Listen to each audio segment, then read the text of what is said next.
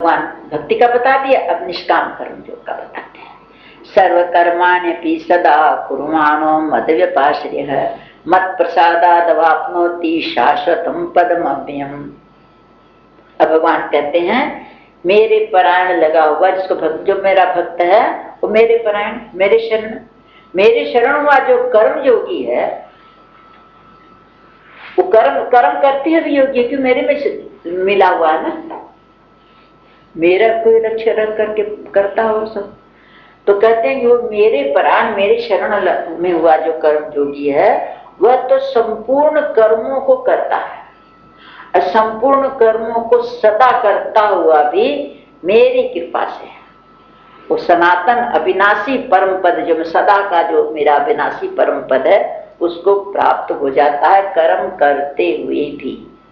मेरा भक्त जो है वो सब कर्मों को करता हुआ, क्यों सब मेरे लिए करता है तो मैं मिलूंगा उसको, वो मेरे को प्राप्त हो जाता है। अब भगवान गीता का पूरा रस इसमें दे रहे हैं, बस इतना ये सब बातें जान ले तो पूरी गीता जान ले। चेतसा सर्व कर्माणि मयि सन्न्यस्य मत्परः बुद्धि योगम उपाश्रित मच्चित्त सततम भव। वो हे अर्जुन तू सब कर्म कर लेकिन मन से सब मेरे अर्पण कर दे, सब कर्मों को मन से मेरे अर्पण कर। ऐसे नहीं कि हाथ में बार बार जल लेकर के अर्पण किया जाता, ऐसा नहीं। पत्नी विवाह होता है तो विवाह में एक बार संकल्प होता है मैं तुम्हारी हूँ बस, फिर रोज थोड़ी उसको कहती मैं तुम्हारी मैं तुम्हारी मैं तुम्हारी मैं तुमसे प्रेम करती हूँ मैं तुम्हारी, वो तो मन से हो गई।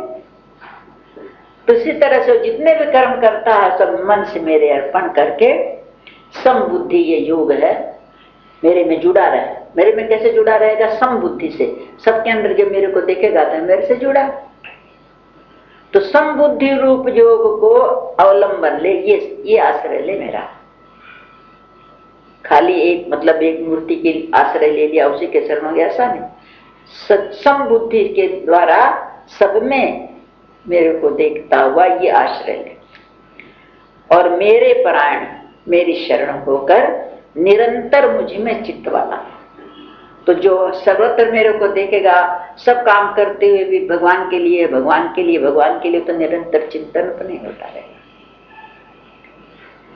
भक्त तो कहते भगवान कि मेरा जब तेरा चित्त मेरे में लग जाएगा तो मेरे चिंतन से तेरा उद्धार हो जाएगा।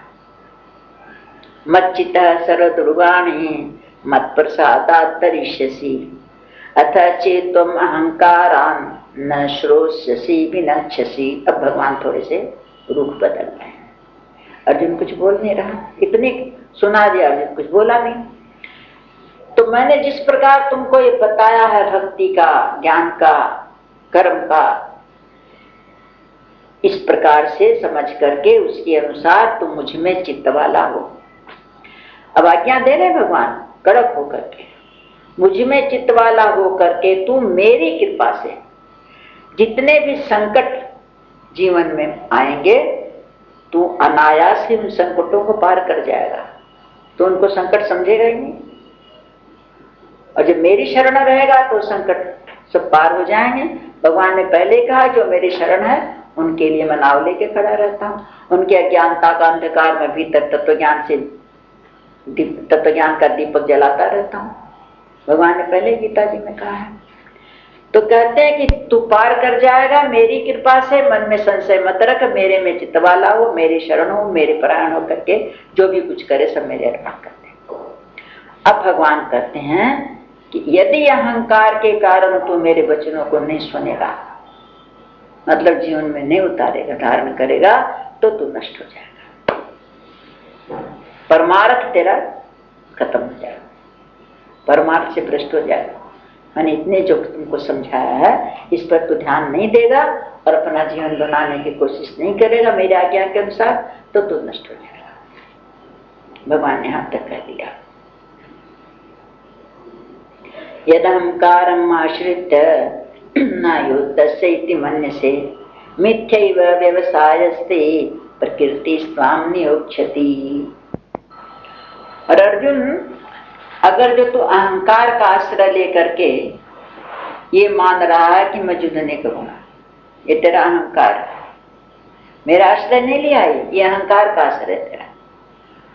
और ये जो निश्चय किया कि युद्ध नहीं करूंगा, तो ये निश्चय भी तेरा मिथ्या है, क्योंकि तू क्षत्रिय है, तेरे स्वभाव में युद्ध है, ये तेरे को जबरदस्ती युद्ध में लगाएगा। किसी ने कहा कि भगवान जब वो जाना चाहता था युद्ध छोड़ करके, भीख मांग के खा लूंगा, तो भगवान ने क्यों उसको युद्ध में लगाया? बोले भगवान उसको, अगर भगवान देख रहे थे इसके अंदर, पहला धर्म तो खुद ही छोड़ रहा हो कि मैं भीख मांग के खा लूंगा, तो क्षत्रिय का स्वभाव भीख मांगना अच्छा धर्म है, तो धर्म का तो पहले परित्याग कर रहा भगवान, कर रहे हैं। और दूसरी बात है कि जो कहता मैं युद्ध नहीं करूंगा, चाहे ये लोग मेरे को हथियार, मैं हथियार नहीं उठाऊंगा, भले ये शस्त्र से मेरे को मार डाले, फिर भी मैं इनको नहीं मारूंगा। तो भगवान जानते थे कि अगर जो वास्तव में उसको बैराग हो जाता तो भगवान थोड़ी लगाते युद्ध में, ये भगवान जानते थे ये अहंकार है, केवल वन में चला जाएगा। और जब इसके साथ जो हुए हैं कांड, द्रौपदी का और लाक्षागृह का और सब, जब वहां पर बैठ करके याद करेगा, तो फिर क्षत्रिय का स्वभाव इसका खोलेगा, भीतर से खोल, फिर ये धनुष उठाएगा, फिर ये युद्ध की तैयारी करेगा। और जो क्षत्रिय का स्वभाव है वन में रहेगा, ये जो कहीं हिरण भी दिख जाएंगे तो धनुष उठाएगा तुरंत।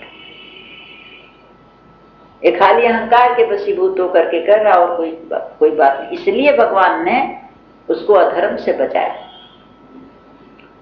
उसको धर्म का पालन करवाया भगवान ने। तो कहते तेरा स्वभाव है क्षत्रिय का, ये तेरे को जबरदस्ती युद्ध में लगा देगा, और जो तू कह रहा युद्ध नहीं करूंगा, ये तेरा अहंकार है। स्वभाव जे न कौन्तेय निबद्ध स्वेन कर्मणा कर्तुम नेच्छसि अन्मोहात् करिष्यस्य वशोऽपि तत्। हे कुंती पुत्र, जिस कर्म को तू अपने मोह के कारण, अज्ञानता के कारण नहीं करना चाहता है, उस कर्म को भी तेरा पहले का जो पहले का पूर्व के पहले जन्म के जो स्वभाव बने हुए हैं, उस पहले जन्म के स्वभाव के संस्कारों के अनुसार तो जन्म हुआ है ना, तो वो जो स्वाभाविक कर्म से तू बंधा हुआ है, तेरे स्वाभाविक जो कर्म है उनसे स्वभाव से तू बंधा हुआ है। अब बंधा हुआ तू परवश होके कर्म करेगा, जो कर्म नहीं करना चाहता उसको भी परवश होके करेगा। भगवान ने गीता जी में कहा कि ज्ञानवान भी अपनी प्रकृति स्वभाव के अनुसार ही चेष्टा कर सकता, फिर दूसरे का क्या बस है। ज्ञानवान भी नहीं कर सकता, उसके स्वभाव में जो है ना उसी के अनुसार करता।